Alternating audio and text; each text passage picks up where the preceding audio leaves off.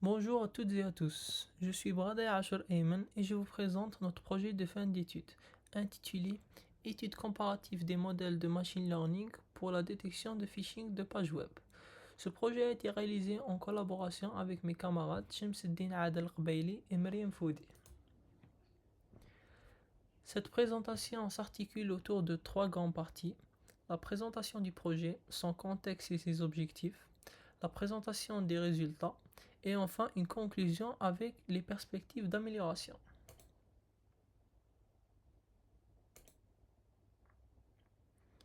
Le phishing est l'une des menaces numériques les plus répandues. Il s'agit de pages web frauduleuses conçues pour tromper l'utilisateur. Face à cette problématique, les méthodes traditionnelles de détection sont de moins en moins efficaces, et c'est pourquoi nous avons exploré l'utilisation de machine learning pour une détection plus intelligente et automatisée. L'objectif principal de ce projet est de comparer différentes approches de détection entre méthodes classiques basées sur des règles et machine learning. Nous avons utilisé un jeu de données contenant 100 000 URL, dont 36% contient du phishing. 19 caractéristiques structurelles ont été extraites, comme la longueur des URL, la présence des caractères spéciaux, etc. Ces données ont été traitées, normalisées puis utilisées pour entraîner 16 algorithmes de machine learning, avec un split de 70-30. Voici le tableau des 8 règles principales que nous avons pu extraire à partir de notre analyse. Chaque règle représente sur un seuil, par exemple, le nombre de barres obliques, la longueur des URL. Ces règles nous ont permis de créer un score composite en pondérant chaque critère selon son pouvoir prédictif. Et c'est ces deux systèmes que nous avons utilisés pour vérifier et faire une comparaison avec nos modèles ML. Voici le tableau des modèles. C'est un top 6 des meilleurs modèles que nous avons eus, avec une colonne de temps d'entraînement, F1 score, la précision et le ROC-AUC. Et nous remarquons bien qu'il n'y a eu que deux modèles qui ont eu tous les caractères validés, le XGBoost et le LightGBM. Sur ces deux slides, je vous présente la planification réelle et estimée de mon projet, découpée en 4 phases clés: la phase d'analyse, de modélisation, de résultats et de finalisation. Pour la phase d'analyse, elle a débuté par une revue de la littérature sur la détection de phishing par les ML et le choix de datasets, suivi de la collection et du nettoyage des données. Pour la phase de la modélisation, elle a consisté à développer les features, puis à prototyper les pipelines en utilisant scikit-learn et sélectionner les 16 algorithmes à utiliser. Durant la phase de résultat, nous avons lancé l'optimisation des hyperparamètres avec Grid Search. En parallèle, on a calculé les métriques d'accuracy, F1, recall et AUC-ROC et produit les premiers tableaux de synthèse. Enfin, la phase finale a été consacrée à la rédaction du rapport, incluant les courbes, les matrices de confusion et la préparation des slides et des ajustements en vue de la soutenance. Voici pour l'estimation des jours. On a estimé que pour la première phase, ça allait nous prendre 20 jours, pour la deuxième phase 15 jours, troisième 8 jours et pour la dernière 45 jours. En réalité, nous avons pris 30 jours pour la phase d'analyse, 25 jours pour la phase de modélisation, 10 jours pour la phase de résultat et 46 jours pour la phase de finalisation à cause des examens.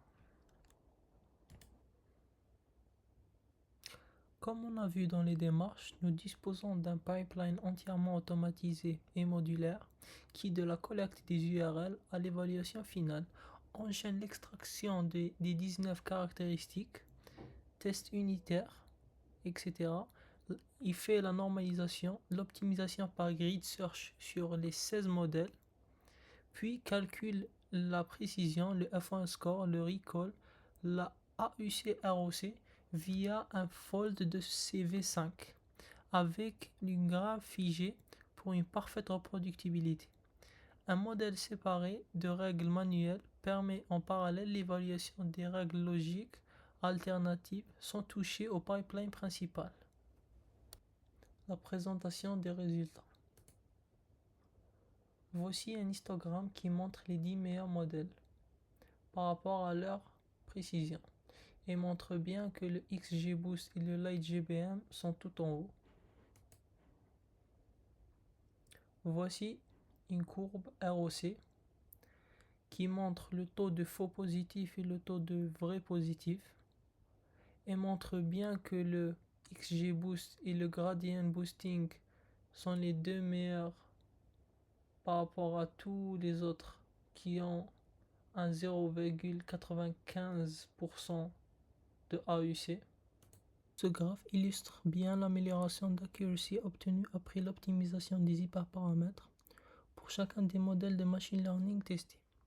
On observe que certains modèles comme le gradient boosting et les réseaux neurones bénéficient d'un gain significatif respectivement supérieur à 1% et 0,5%, ce qui montre qu'ils sont particulièrement sensibles au réglage des paramètres.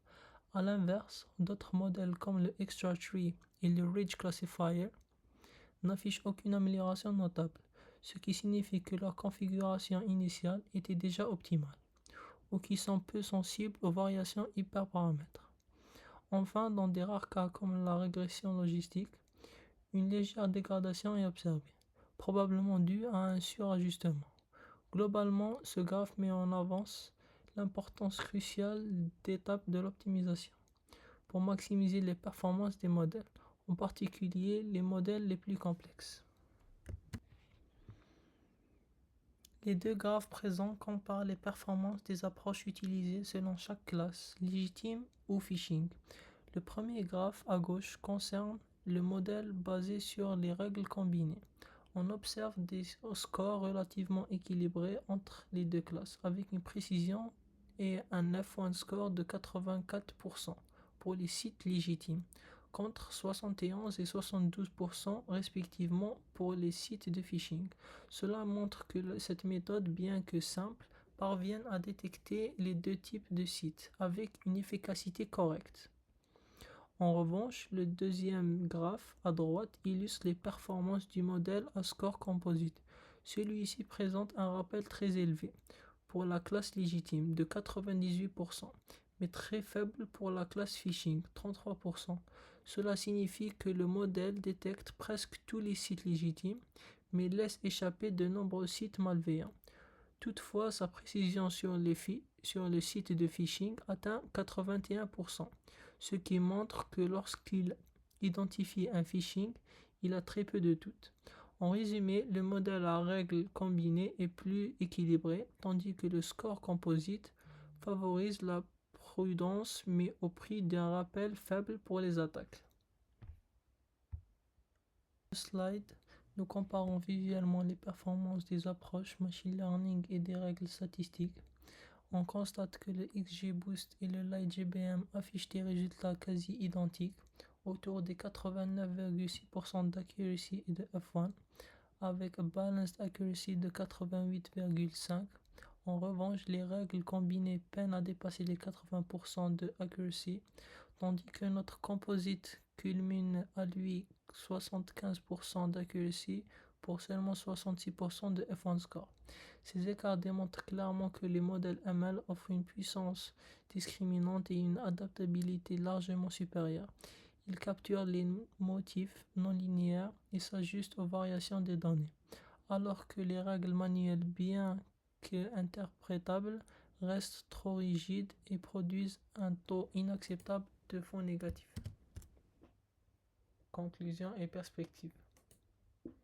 En conclusion, les modèles de machine learning sont meilleurs que les modèles standards.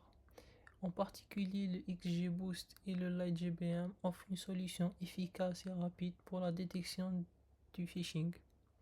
Pour l'avenir, plusieurs pistes sont ouvertes. L'intégration du deep learning, l'utilisation du online learning pour des modèles qui s'adaptent en temps réel et l'application de techniques de traitement de langage, les NLP, pour analyser aussi le contenu de la page web. Merci pour votre attention.